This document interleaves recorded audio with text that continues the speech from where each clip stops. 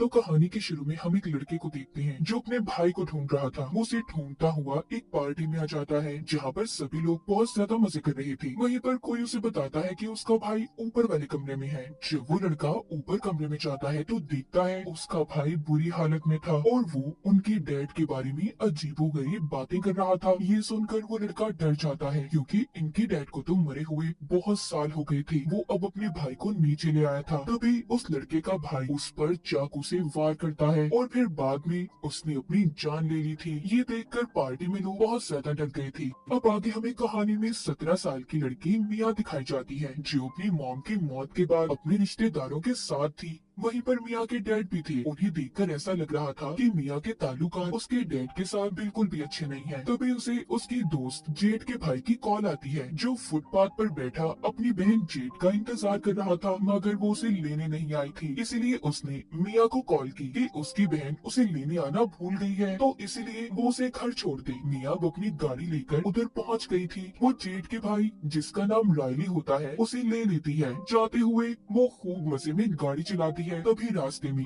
इनकी गाड़ी के आगे अचानक से जख्मी हालत में कैंगरू आकर लेट जाता है। मिया बार बार अपनी गाड़ी उस कैंगरू के पास ले जाती है मगर अपनी गाड़ी को रोक देती है। वो उस कैंगरू की जान नहीं लेना चाहती थी, इसीलिए ये दोनों उस कैंगरू को वहीं पर छोड़कर आगे चले गए थे। वो अब रायली को उसके घर ले आती है जहाँ पर वो अपनी दोस्त जेड से भी मिलती है। यहाँ पर दिखाया जाता है मिया की दोस्त जेड अपने एक फ्रेंड के साथ थी जो कभी मिया का भी दोस्त हुआ करता था। लेकिन खैर मिया को अब इन चीजों से कोई फर्क नहीं पड़ता। वो इस बात को नजरअंदाज करके जेड से बहुत प्यार करती थी। अब बातों बातों में मिया जेड को एक वीडियो दिखाती है जिसमें एक लड़की की बड़ी बड़ी काली आंखें थी। ऐसा लग रहा था कि उस पर किसी शैतानी आत्मा का कब्जा हो। तभी वहाँ पर उनका एक दोस्त आता है। आज रात इन सब ने अपने दोस्त के यहाँ पार्टी में जाना था। ये सभी उधर पहुँच जाते हैं। मिया का दोस्त सबको बताता है कि हम एक गेम खेलने वाले हैं जिसका नाम है टॉक टू मी, मुझसे बात करो। मिया इस गेम को खेलने के लिए तैयार थी। उसे एक चेयर पर बिठाकर बांध दिया जाता है। अब उसका दोस्त उसके सामने टेबल पर रखी हुई मोमबत्ती जलाता है।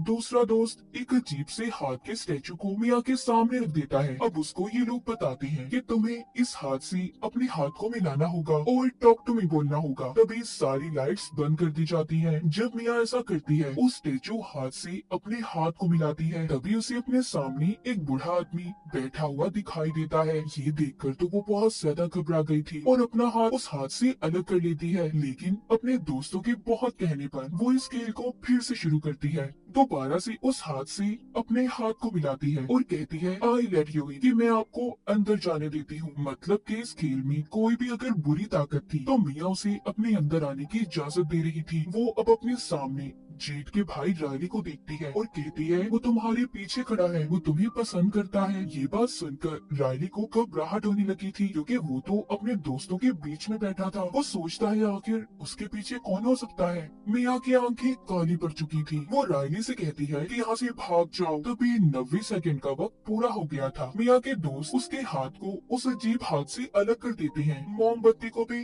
बुझा दिया गया था। मिया अपने होश में आ गई थी। मिया के साथ आखिर हुआ क्या था ये तो हमें कहानी में आगे जाकर पता चलेगा। रात को रायली मिया की बातें सोच सोच कर सो नहीं पा रहा था। उसे अकेले कमरे में बहुत ज्यादा डर लग रहा होता है, इसीलिए वो अपनी बहन जेड के कमरे में जाता है मगर वो भी उसे अपने साथ सुलाने से मना कर देती है। तभी वो लाउंज में लेटी मिया के पास जाकर लेट जाता है जो आज रात उनके घर पर ही रुकी थी। मिया रायली को अपने सपने के बारे में बताती है जो हमेशा उसे आया करता था। वो बताती है मैं अपने सपने में देखती हूँ कि मैं एक शीशे के आगे खड़ी हूँ लेकिन मुझे उसमें अपना रिफ्लेक्शन अक्स नजर नहीं आ रहा। फिर वो दोनों गेम के बारे में बात करते हैं तो मिया बताती है कि मुझे उस वक्त ऐसा लग रहा था कि जैसे मैं हवा में तैर रही हूँ। अब यही बातें सुनते सुनते रायली सो जाता है। मिया उसके हाथ से उसका फोन लेकर साइड पर रखती है और प्यार से उसके सर पर हाथ फेरती है। जब वो ऐसा कर रही थी हम उसके हाथ को देखते हैं जो अजीब किसी शैतान काली ताकत का लग रहा था।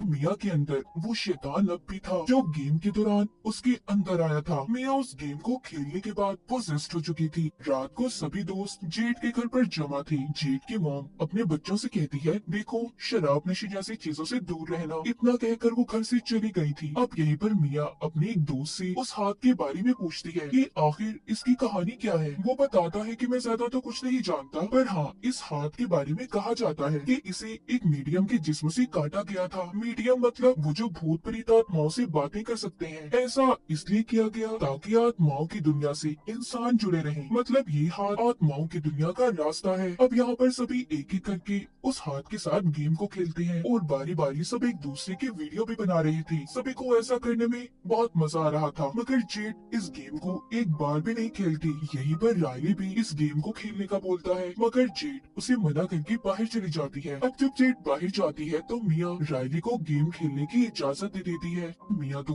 पोजेस थी, शैतान के कंट्रोल में, तो जो कुछ शैतान उसे सोचने या बोलने का कह रहा था वो वही कर रही थी। रायली अब जब उस गेम को शुरू करता है और वो हाथ पकड़ता है, आई लेट यू इन कहता है, वैसे ही उसके अंदर मिया की मॉम की आत्मा जाती है जो कि मिया से बात करने लगी थी। मगर तब तक वो वक्त पूरा हो गया था जो सब दोस्तों ने रायली को गेम खेलने के लिए दिया था। लेकिन मिया ने अपने मॉम की आत्मा को महसूस किया था, उसे उनकी आवाज भी आ रही थी। पर तभी उन आत्माओं की दुनिया से रायली को पसंद करने वाला शैतान उसके अंदर आ जाता है। मतलब कि जो कहानी के शुरू में मिया ने रायली को बताया था कि वो तुम्हारे पीछे खड़ा है, अब वो शैतान रायली के अंदर था। तभी रायली अपने सर को टेबल पर जोर जोर से मारता है। थोड़ी देर बाद उधर पुलिस भी आ गई थी और रायली के मामले में पूछताछ करने लगती है। उसकी बहुत बुरी हालत थी, इसीलिए उसे हॉस्पिटल ले जाया जाता है। इन सब के बाद मिया अब जब रात को घर पहुंचती है तो उसके डैड उससे बात करने की कोशिश करते हैं, मगर वो अपने कमरे में चली गई थी और अपने डैड से कोई बात नहीं करती। फिर कुछ देर के बाद वो हॉस्पिटल में जाती है जहाँ पर रायली दाखिल था। अब वो जानती थी कि हॉस्पिटल जाकर उसे रायली के घर वालों का सामना करना था, क्योंकि गेम खेलने की इजाजत इसी ने दी थी। जैसे ही वो हॉस्पिटल पहुंचती है होता भी ऐसा ही है जैसा कि उसने सोचा था। जेड उस पर बहुत गुस्सा करती है,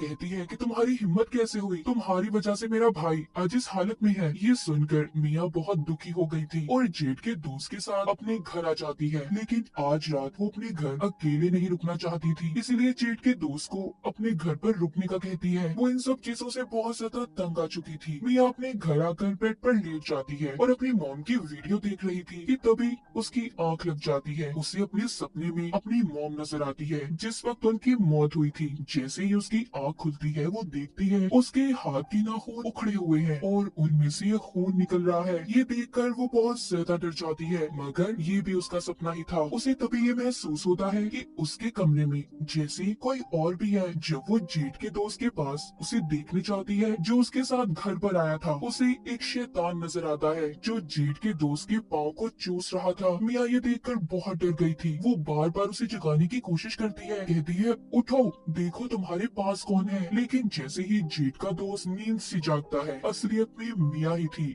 जो उसके पाँव को चूस रही थी। ये देखकर तो वो बहुत ज्यादा डर गया था और हैरान भी हो जाता है। उधर हॉस्पिटल में जेड और उसकी मॉम जब रायली को बाथरूम में साफ कर रही थी तो तभी रायली जेड के हाथ पर काट लेता है और जोर जोर से हंसता हुआ फिर से अपना सर दीवार में मारता है।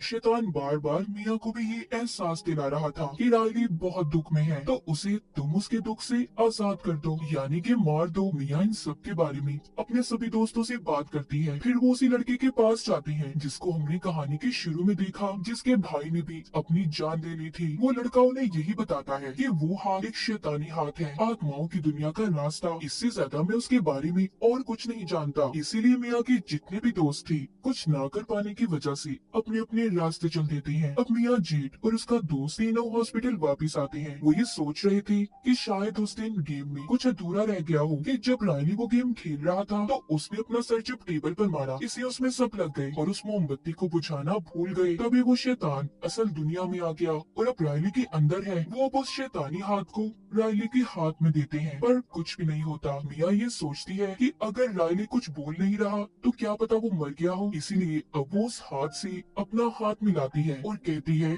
टॉक टू मी रायली, मुझे रायली से बात करनी है। तभी एक छोटी बच्ची उसके सामने आ जाती है जो उसे कह रही थी आई लेट यू इन। तभी मिया आत्माओं शैतानों की दुनिया में चली गई थी। वो वहाँ पर रायली को देखती है जिसको शैतान ने बुरी तरह से अपने काबू में किया हुआ था। ये देखकर वो बहुत ज्यादा डर गई थी और रोते हुए वापस अपनी दुनिया में आ जाती है। अब वो अपने घर आ गई थी जहाँ पर उसके डैड उसका इंतजार कर रहे थे। वो मिया की आते ही उसे उसके मॉम का खत सुनाते हैं जिसमें लिखा था, मेरे प्यारे हस्बैंड और मियाँ, आज मैं बहुत खुश हूँ। आज मेरे लिए बहुत अच्छा दिन है। मैं उम्मीद करती हूँ तुम भी बहुत अच्छे होंगे। मैं अब बिल्कुल दर्द में नहीं हूँ। ये बातें सुनकर मियाँ अपने डैड के गले लग जाती है। तभी दूर से मियाँ को अपनी मॉम की आत्मा की आवाज सुनाई देती है कि तुम्हारे डैड झूठ बोल रहे हैं मियाँ। बार बार उसे बस यही सुनाई दे रहा था कि तुम्हारे डैड झूठ बोल रहे हैं। तभी शैतान मियाँ के डैड की शक्ल में उस पर हमला कर देता है। मियाँ एक कैंची से उसे मार देती है, मगर वो ये भूल गई थी